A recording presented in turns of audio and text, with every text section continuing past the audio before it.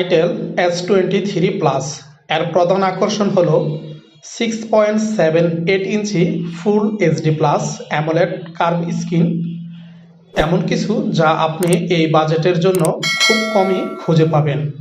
কেন মূল্যবান স্ক্রিনের সর্বোচ্চ নিরাপত্তা নিশ্চিত করতে এটি একটি কর্নিং গরিলা গ্লাস 5 দ্বারা সুরক্ষিত।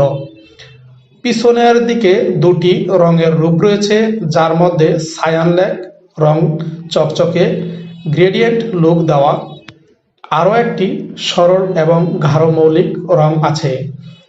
এটির একটি পরিচিত ক্যামেরা কম্পোজিশন রয়েছে, তবে ডিজাইনটি এখনও খুব প্রিমিয়াম দেখায়। বিশেষ করে এর দামের কারণে সর্বোচ্চ উজ্জ্বলতা, 500 নিট এবং একটি যুক্তিসঙ্গত। যারা ডিজাইন এবং ডিসপ্লে পছন্দ করেন তাদের জন্য এই কম দামের মাস্টারপিসটি ছেড়ে দেওয়া কঠিন। কিন্তু এটাই শেষ ছিল না।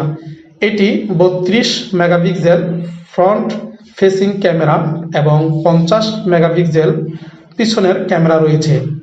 আমরা বিভিন্ন পর্যালোকদের কাছ থেকে ছবির নমুনা পরীক্ষা করেছি এবং উভয় ক্যামেরা দিনের আলোতে চমৎকার শট ক্যাপচার করতে পারে। বিশেষ করে সেলফিটি শুটারটি বেশ অসাধারণ। স্থিতিশীল ফুটেজের জন্য পিছনের ক্যামেরা সহ একটি তথাকথিত সুপার স্টুডি ভিডিও রেকর্ডিং রয়েছে। 18 ওয়াটের দ্রুত চার্জিং সহ 5000 mAh ব্যাটারি রয়েছে। তাছাড়াও এর ইউনিসক T616 চিপসেট দেওয়া হয়েছে, তবে এটি গেমিং চিপসেট নয় বলে আমি মনে করি।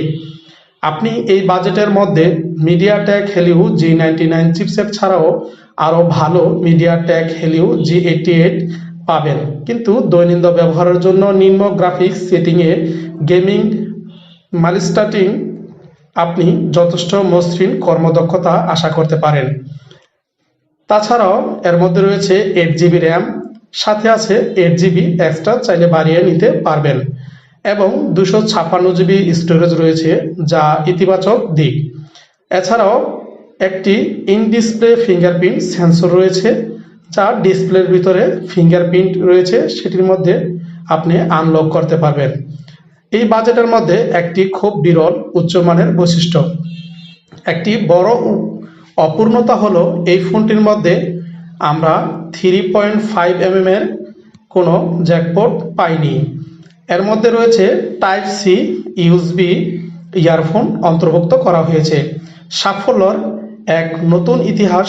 এটি আনন্দদায়ক দিকসহ আইটেল থেকে একটি ব্যতিক্রম মুক্তি। ধন্যবাদ পুরো ভিডিওটি দেখার জন্য। আমাদের সঙ্গেই থাকবেন, চ্যানেলটিকে অবশ্যই সাবস্ক্রাইব করে নেবেন।